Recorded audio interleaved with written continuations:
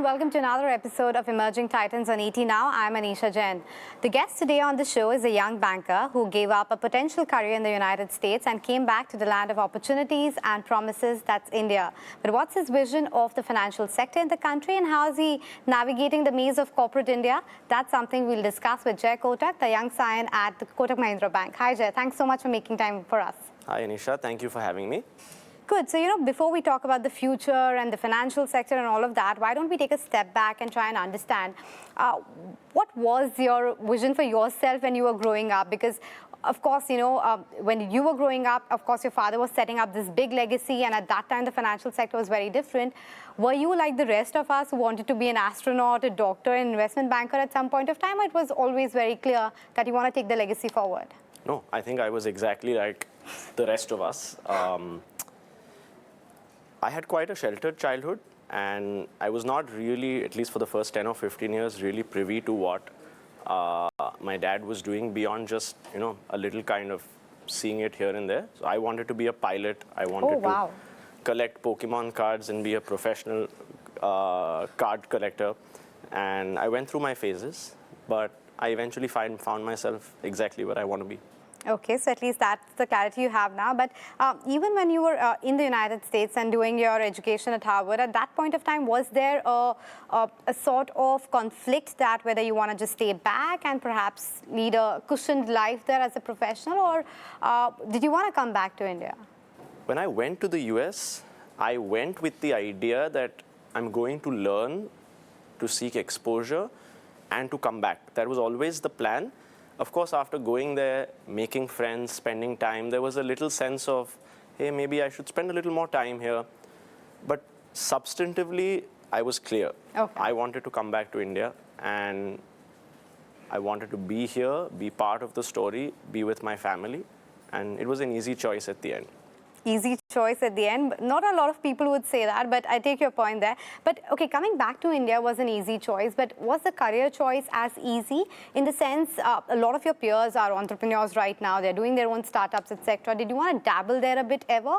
Or was it clear as well that you want to join the bank? So I'll answer that in two parts. I was always clear. I liked numbers. I liked financial services, and I gravitated towards that. It helps that that was part of the conversation at home. As far as the entrepreneurial question is concerned, I do have an entrepreneurial bug in me. I do want to start something from small and nurture it into something larger. I think I'm already doing that. In many ways, 811 is a startup. It happens to be inside a larger company, but it's something we've nurtured, and I definitely see it as my baby, and I feel like an entrepreneur. And credit to the larger team at Kotak for allowing us to be that way. Yeah, but I think it's the other way around right now. Earlier, your father was a banker and you could do what you want.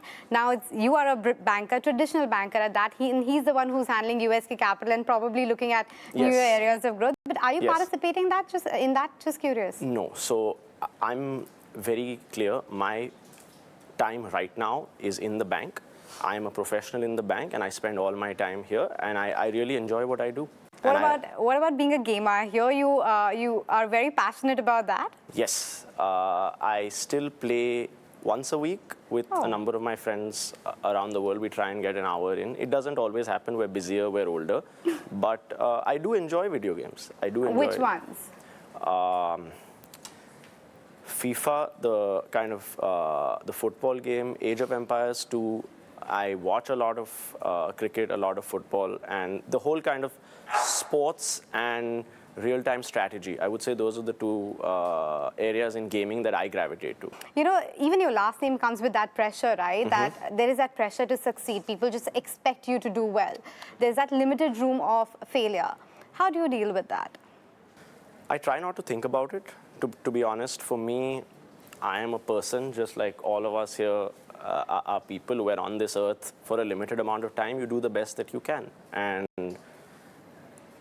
the name comes with trust, it comes with legacy. So there's some sense of you have to live up to those values and not be silly. So I do always keep that in mind. But otherwise, we live, we learn, and we enjoy ourselves. Okay, we live and learn and enjoy ourselves. But talking about the career choices a bit more, because you said it was easy choice for you to come back and be a banker.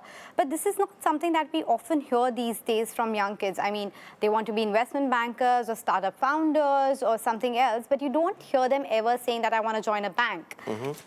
What are your thoughts around it? I enjoy what I do. I enjoy the business of banking. I think I enjoy financial services. How is it as a career choice? I mean, let's say for a young professional right now. I think it's an excellent career choice. You have to be inclined towards doing it. There's different people have different dreams, and it's definitely not fun if somebody's telling you to do it and you don't want to.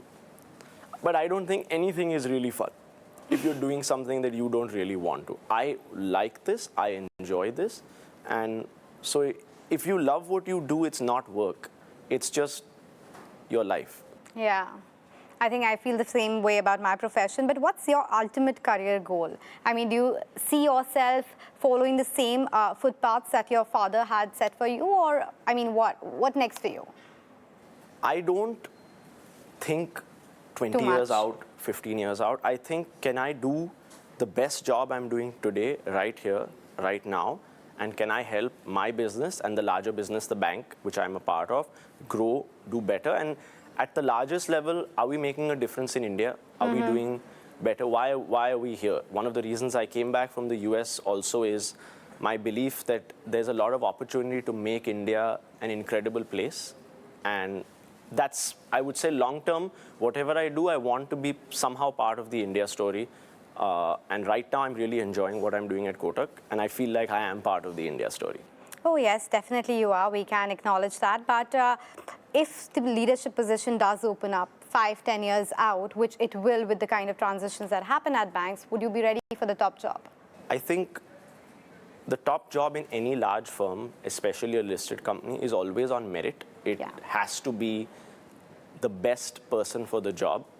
Our family is also a shareholder in the bank, so it has to be what is right in the interest of all stakeholders, shareholders and other. So I think that's not my decision right now. But you'd be open for that, if and when? I am not close to anything in life as long as it's within the realms of law and within the realms of what is ethical and proper. Okay, so that's a good approach to have, open to everything. But what do you think about the banking industry in India? Because, I mean, a lot of turmoil across the globe, but we have managed to kind of come out more or less, scathe-free in that. Do you see that quality being maintained, or given the kind of caution that even RBI is doing with respect to unsecured lending, on P2P lending and whatnot, there are those, glimmers or chinks in the armor per se? What's your thought? I think the Indian financial sector and the Indian banking sector, at least in my professional career, which I would say is roughly the last 10 to 15 years, has been an extremely positive story. We've been a strong outlier in a world that has otherwise been beset with challenges in the financial sector. You look at what's happening in Europe, you look at what's happening in China, and I'm very bullish on India and on the financial sector in India. But what do you see could be a potential risk to the Indian banking sector or India as a whole?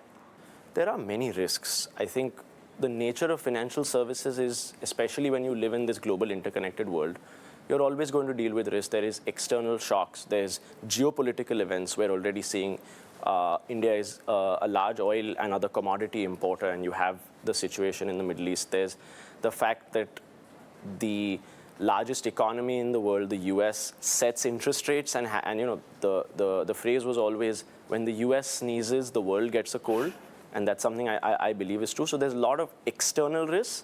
I think internally also we need to be careful, but for me the larger share of risk to the Indian financial sector come from external markets, geopolitical risk, interest rates, and currency-related points.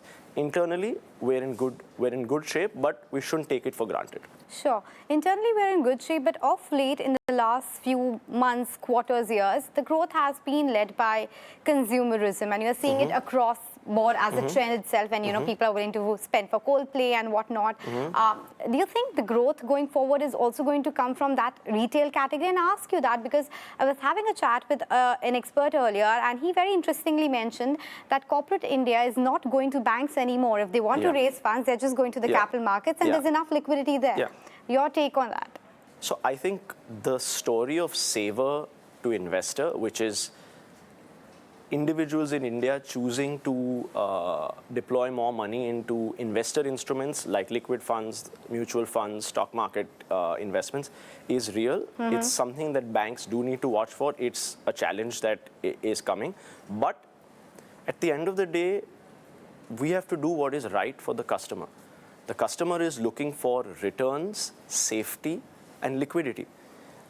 In the current ecosystem, some customers feel that market instruments provide that better, and that means borrowers are going to those same markets to seek capital. Banks need to always continue to do better and provide that liquidity at the lowest possible cost. So what's Kotak Bank doing to get back those depositors and borrowers?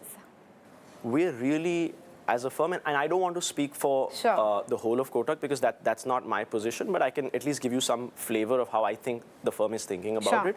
We're strongly reorienting towards the customer. Deposits come from customers. All Indians have savings of some kind. They all need to be put in some kind of vessel where they are kept safe and they earn a reasonable rate of interest.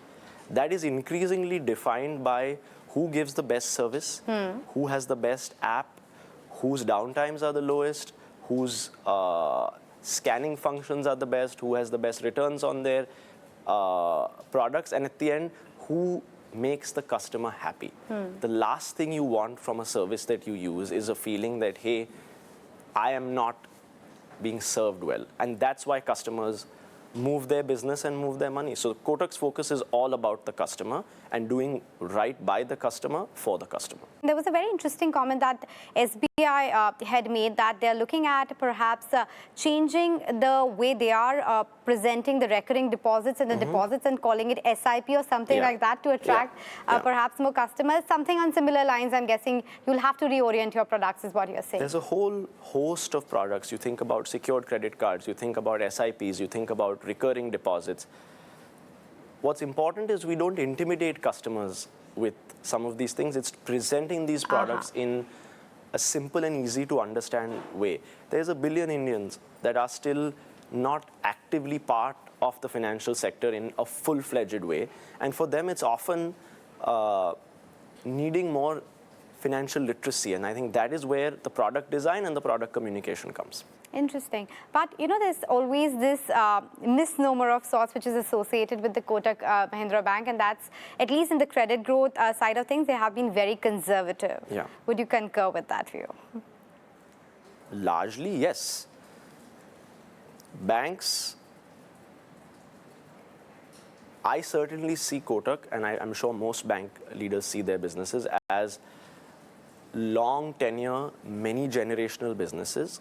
And that means that risk management is a very, very important part of it. At the end, banks are leveraged 8-to-1 or 10-to-1 equity versus liabilities. Correct. Because every deposit you take is a liability. And if the money you lend doesn't come back, that's a far, far worse problem than rejecting somebody who you feel may not quite be ready for a large amount of borrowing. So Kotak is reasonably conservative. We can always be better in terms of how much credit access we give to our customers, and we do need to do that. But I would not at all shun from the tag conservative. Okay, so you're taking it as a matter of pride, and as you said, it's a business where you need to be conservative and be right. But talk to me about 811, your brainchild, as you call it. Talk to me about the origins of that. So 811 is not my brainchild. I won't take credit for it. There's a large team of people here that are working on it.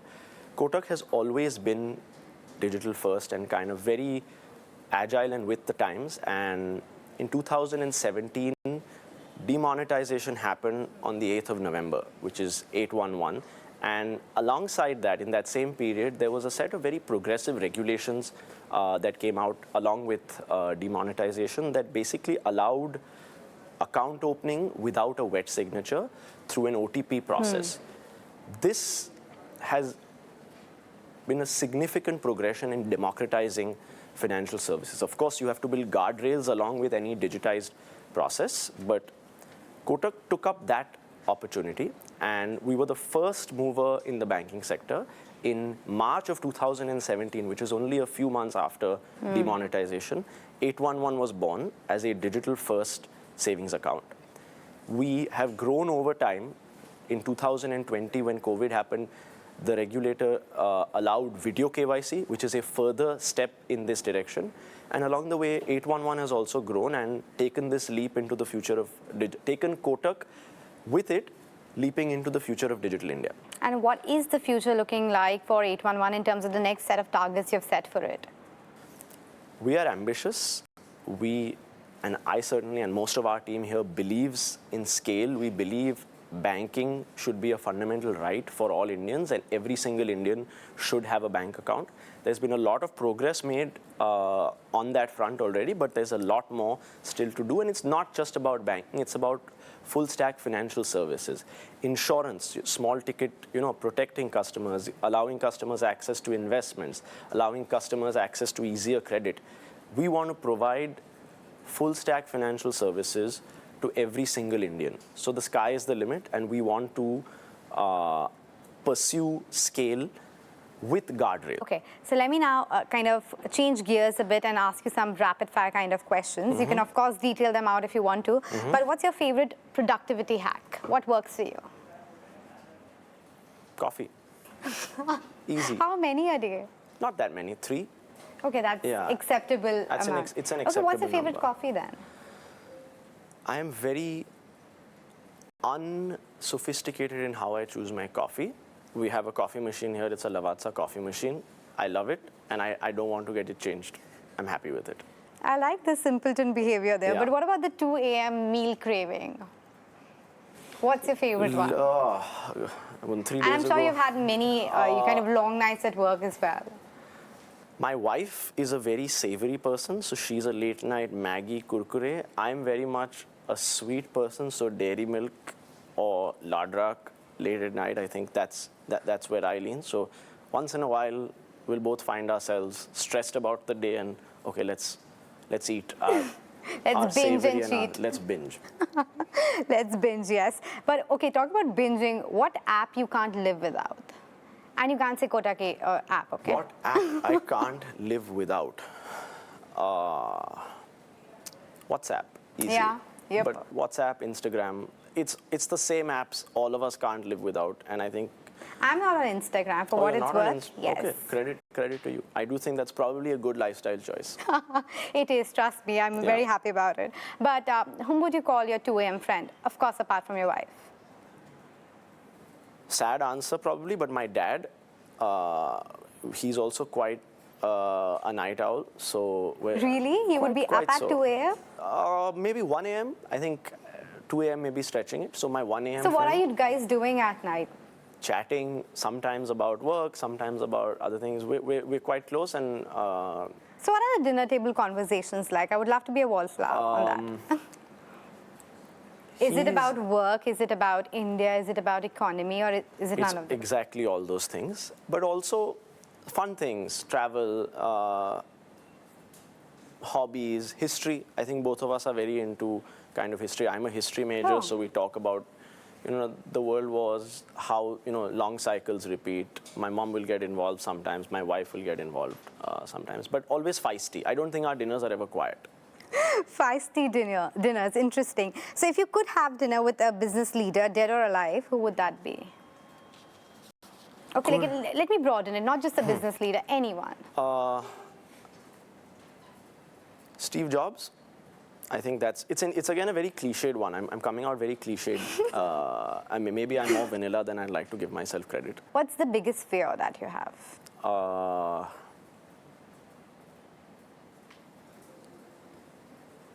Not making a difference in anything at the end of kind of life. Okay, so make a difference. Make That's a good. But it can be to the world, to India, to a few people. I would love for people to be like, hey, this person made a difference to our lives, my life, our ecosystem, our country, something like that. What's the one trend that you're very excited about right now? One trend I'm very excited Can be anything, about. business, personal, fashion, whatever. It's not AI. because There you're not being vanilla yeah, at all. yeah, I thought it's going to be Jenny I or like something. that we've started traveling as humans again. I like that we've really gone back to hotels, to interesting places. If you look anywhere around the world, you'll see a lot more kind of boutique hotels, boutique kind of travel hobbies, and humans have really burst out of COVID with almost this. Last year, people said it was revenge travel. Now it's still continuing, like Taylor Swift shows, Coldplay, which you mentioned. People are going out. Are you going for one? I have not got tickets, Like most of us here. So I don't think I'm going. But are you a Coldplay fan? Or... I've seen Coldplay in the US, but they not for a full show. There was like some kind of Governor's Ball or Capital One Ball or something like that. They played 5-6 songs. So I have seen Coldplay, and I love music, so I enjoy live music, and I enjoy going out and being with people and being around. I think COVID really pulled us back, and I'm glad that we're back to who we were as a species. We are back, and how? Yeah. But what's the best investment decision you have made? Again, cliched, my wife. My wife brings me stability, tranquility. You're getting all the brownie points today when she's watching this. Yes, and I'm glad. But it's true. I think I'm grateful to God. But I didn't say best decision. I said best investment decision. I know it's an investment for life per se, but let me make it a bit more specific to financials. First, so I will answer your question, Sure. but I think the most valuable resource we have is time. And so therefore, if you're investing your time, you are investing. The person you Good choose point. to spend the rest of your life with is your investment, because you've invested all your time into that person. But on money front, investing in India, I think, is a great decision. I think investing both monetary, but also my soul and my my time into Kotak, the institution, is something that I think is a great investment. Not the answer that I was looking for, but I'll take that. What about the most overrated, underrated skill in business? I think the most overrated skill in business is getting up early. And Kudos to you for saying that. I mean, it works for some people, but like, as long as you're not too far off from the rhythm, I think that it's overrated. It's important, but overrated. I think the most underrated skill in business is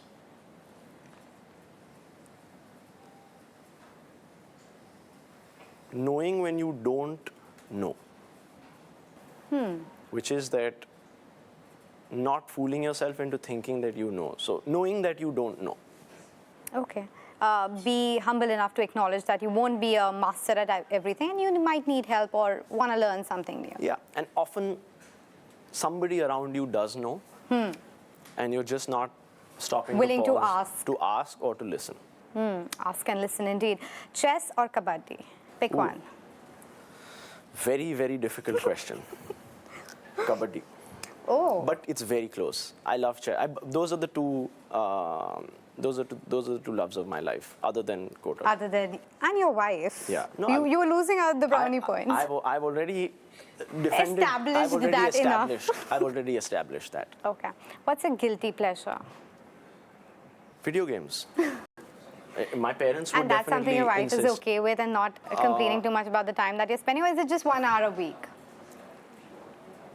Or that is up for debate? My wife would like to tell you that it's a little more. Which I'm guessing is going to be the true thing. I can't confirm or deny. But yeah, video games, I think, is the guilty pleasure. Okay. Last question. What is the next thing that you're watching out for, or something that you're very, very actively looking forward to? What is the next thing I'm watching for that I'm actively looking forward to?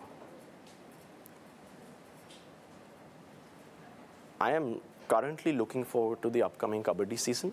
I think that's the easy one. It starts in like a week. And our family owns a team that my grandfather had asked me to kind of, in my free time look into. So that's Puneri Paltan. So that is something that we're very kicked about. And more generally, I'm looking forward to see India. I can already see prosperity in India. I can see it everywhere. I'm looking forward to seeing the infrastructure in Mumbai really kick in. The coastal road, the Bandra to Versova coastal road, because heaven knows we need that for the Western Highway. The metro lines and the interconnectivity, the last mile, the skywalks, the new airport. There's so much that's almost there that I'm actually optimistic. 10 years ago, I would have said, oh God, our infrastructure is bad. It's never getting better. Now I'm saying, hey, I can see it. It's almost ready. I just wish it gets ready. Yeah, you could smell it. You just have to like use it now, and kind of the last mile thing has to be done. But thanks so much, Jay, for making time and speaking with us. That's really been a pleasure. Thank you.